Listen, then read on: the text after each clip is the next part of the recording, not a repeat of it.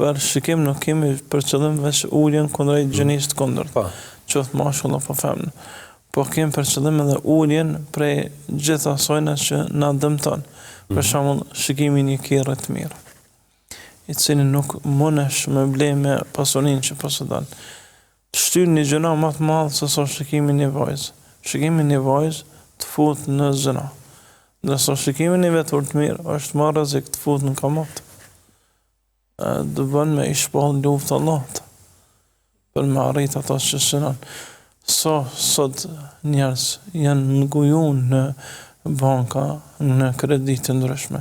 Jo sepse ai nuk e ka një shtëpi e cila e mbron prej ftoftet edhe e mbron prej temperaturave të larta. As që ai nuk posëdon një kerr që i kryen obligimet ditore të tij, por luksi, arritja e luksit, komoditetit të prunë i ka bërë që afërsisht mbi 5 miliard euro gjinden vetëm kredinë për bankat tona.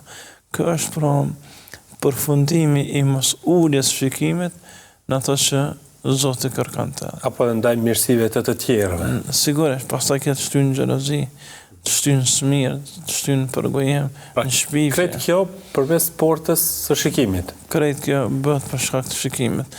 Sa njerëz as që ka pas në darmen të shkoj dhe të futet në bankë, apo të marrë para borxh, në për borxhen të ndryshme.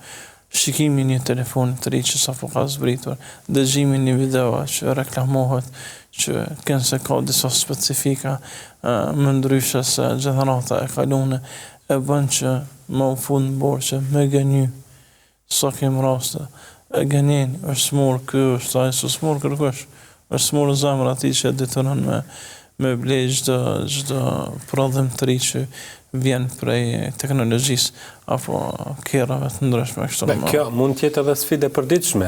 Njerëzit shkojnë në market për të blerë një ushqim caktuar dhe shikojnë edhe gjëra tjera pastaj. Secilit prej nesh kur ka qenë koha që janë shkruaj gjëra se çka me ble, shpenzimet kanë qenë shumë të vogla, ndërsa sot nuk shkruajnë fare dhe çka na shqetësojnë e marrëm.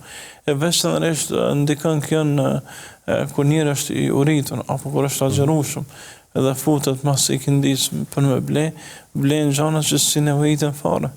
Për shkak se mendon se gjitha këto do të edhe në këto raste duhet ulje të shikimit. Patjetër, se ky rast është në shpërdorim e den fjalën e Allahut që thoshte inel mubadhirina kanu ikhwanan lishayatin, vërtet ata që shpërdorojnë janë vëllezër të shejtanëve.